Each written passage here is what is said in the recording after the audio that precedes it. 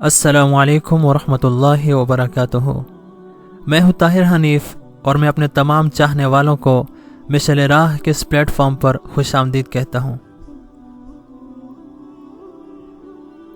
حضرت ابو موسیٰ اشعری سے مروی ہے کہ جناب رسول اللہ صلی اللہ علیہ وآلہ وسلم نے ارشاد فرمایا کہ اللہ تعالیٰ نے تمام زمین سے ایک مٹھی لے کر آدم علیہ السلام کو بنایا، اس لیے زمین کے لحاظ سے لوگ سرخ و سفید، سیاہ اور درمیانے درجے کے ہیں۔ اسی طرح اچھے برے اور نرم و سخت طبیعت والے لوگ بھی ہیں اور کچھ درمیانے درجے کے لوگ ہیں۔ اور سدی نے جو کہ ایک جلیل القدر مفسر ہیں، ابن عباس اور ابن مسعود اور دیگر صحابہ رضوان اللہ تعالی علیہم اجمعین سے روایت کیا ہے کہ اللہ تعالیٰ نے جبرائیل علیہ السلام کو زمین میں مٹی لانے کے لیے بھیجا تو زمین نے کہا کہ میں تجھ سے اللہ کی پناہ میں آتی ہوں کہ تو مجھ میں کمی کرے یا مجھے عیبناک کرے، تو وہ مٹی لیے بغیر واپس چلے گئے اور کہا کہ اے اللہ، اس نے تیرے ساتھ پناہ پکڑی تو میں نے اس کو پناہ دے دی۔ پھر میکائیل علیہ السلام کو بھیجا تو زمین نے اس سے بھی پناہ پکڑی تو اس نے بھی پناہ دے دی، اور جبرائیل کی طرح ہی آ کر واقعہ بتایا۔ پھر حق تعالی شانہ نے موت کے فرشتوں کو بھیجا، زمین نے اس سے بھی پناہ پکڑی تو اس نے کہا کہ میں اس سے اللہ کی پناہ میں آتا ہوں کہ میں اللہ کے حکم کی تعمیل کیے بغیر واپس چلا جاؤں، اور اس سے سرخ و سفید اور سیاہ مٹی کو ملا کر پکڑا، جس کی وجہ سے آدم کی اولاد بھی مختلف رنگوں والی ہے۔ وہ مٹی لے کر اوپر گئے اور اس میں پانی ملا دیا، یہاں تک کہ وہ چپکنے والی لیسدار مٹی بن گئی۔ اب اللہ عز و جل نے فرشتوں سے فرمایا، جس کا مفہوم یہ ہے کہ میں مٹی سے ایک انسان بنانے والا ہوں، جب میں اس کو اچھی طرح بنا لوں اور اس میں اپنی پیدا کردہ روح پھونک دوں تو تم اس کے لیے سجدہ میں گر جانا۔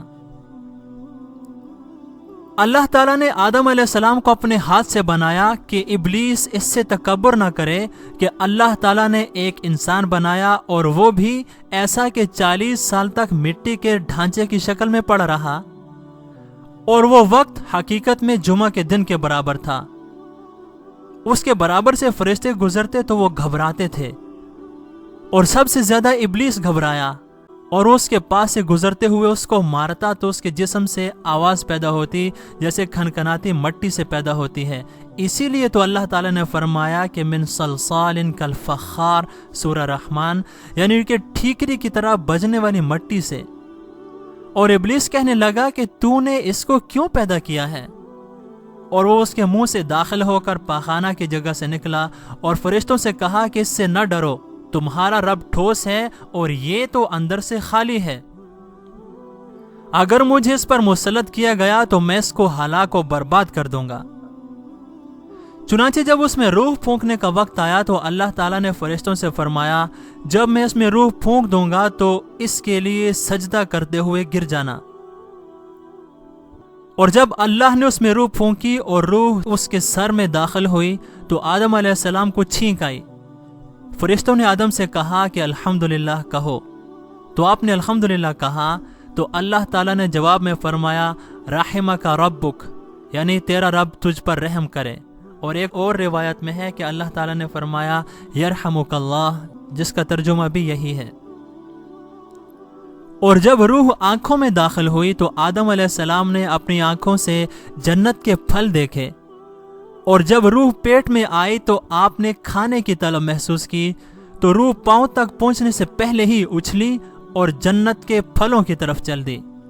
اسی کے متعلق اللہ تعالیٰ نے فرمایا خلق الانسان من عجل، سورۃ الانبیاء، یعنی کہ پیدا کیا گیا ہے انسان جلد باز۔ صحیح مسلم شریف کی روایت میں ہے کہ سورج طلوع ہونے والے دنوں میں سب سے بہتر دن جمعہ کا دن ہے۔ اسی دن حضرت آدم پیدا ہوئے، اسی دن وہ جنت میں داخل کیے گئے، اسی دن جنت سے نکالے گئے، اور اسی دن قیامت قائم ہوگی۔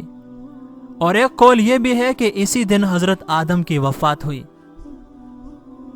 امام اوزاعی نے حضرت حسان بن عطیہ رضی اللہ تعالیٰ عنہ سے نقل کیا ہے کہ حضرت آدم علیہ السلام جنت میں 100 سال تک مقیم رہے۔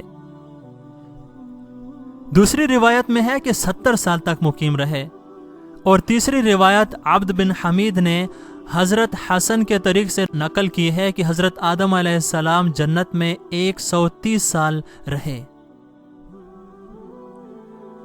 پھر سوال یہ پیدا ہوتا ہے کہ جب اللہ نے حضرت آدم علیہ السلام کو فرمایا اہبطوا منہا جمیعا، یعنی کہ تم سارے کے سارے جنت سے نکل جاؤ، تو اس میں آدم علیہ السلام کے ساتھ اور کون لوگ مراد ہیں؟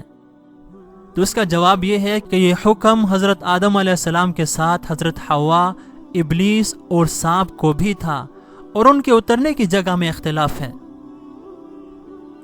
حضرت حسن بصری فرماتے ہیں کہ حضرت آدم علیہ السلام کو ہندوستان میں اتارا گیا، حضرت حوا کو جدہ میں، ابلیس کو دمسان میں جو بصرہ سے چند میل کے فاصلے پر ہے، اور سانپ کو اصبہان میں اتارا گیا۔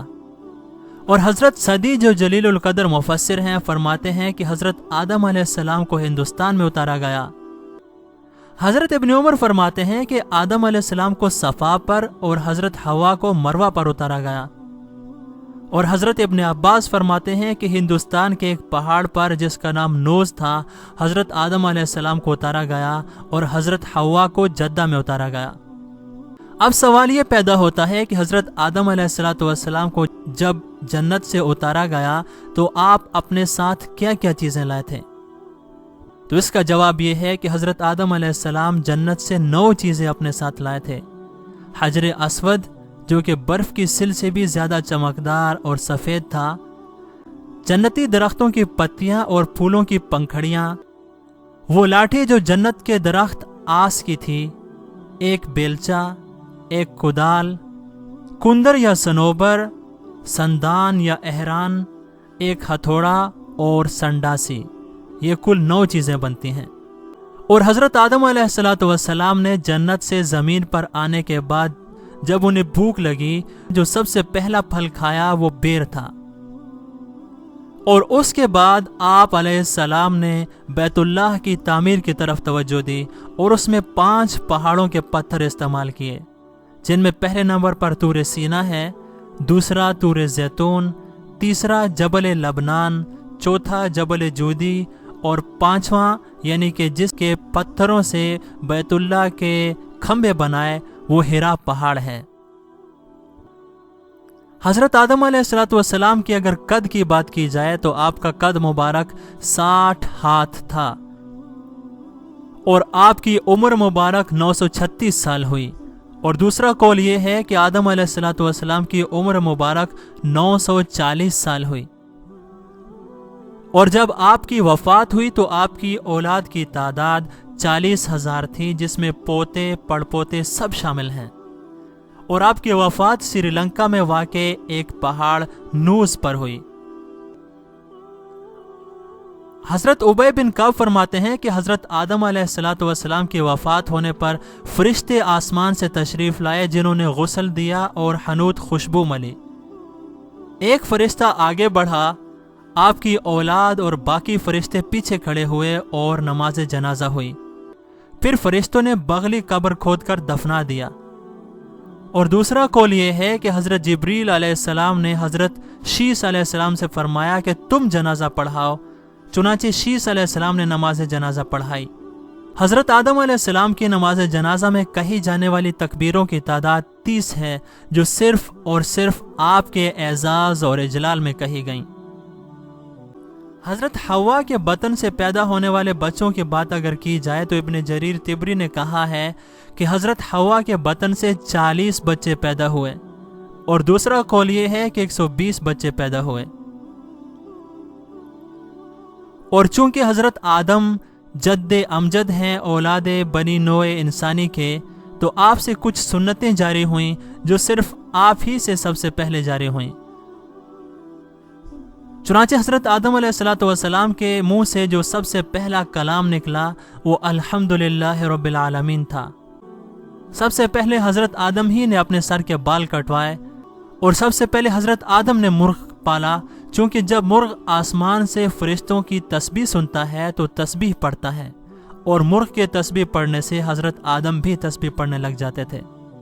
آپ علیہ السلام کی ساری اولاد میں صرف ایک بچہ ایسا ہے کہ جس کا لقب ہبت اللہ ہے، جس کا مطلب یہ ہے کہ اللہ کا دیا ہوا تحفہ یا اللہ کا دیا ہوا، اور یہ لقب حضرت شیس علیہ السلام کا ہے۔ اور یہ اس لیے ہے کہ جب قابیل نے حابیل کو قتل کر دیا تو حضرت جبرائیل علیہ السلام نے بشارت دی کہ خداوند عالم نے حابیل جو کہ شہید ہو چکے ہیں کے بدلے میں آپ کو شیش عطا فرمائے ہیں۔ دوستو یہ تھی آج کی ویڈیو جو کہ ہمیں امید ہے آپ کو پسند آئی ہوگی، لیکن پھر بھی آپ کامنٹ باکس میں ہمیں ضرور بتائیے کہ آپ کو کیسی لگی، اور یہ بھی کہ آپ کو مستقبل میں کن موضوعات پر ویڈیوز دیکھنے کا شوق ہے۔ تو اس ویڈیو کو ضرور لائک کیجئے، اپنے دوستوں کے ساتھ شیئر کرنا نہ بھولیے۔ ہم آپ کے ساتھ ملیں گے ایک اور ویڈیو میں، تب تک اپنا بہت خیال رکھیے گا۔ اللہ حافظ۔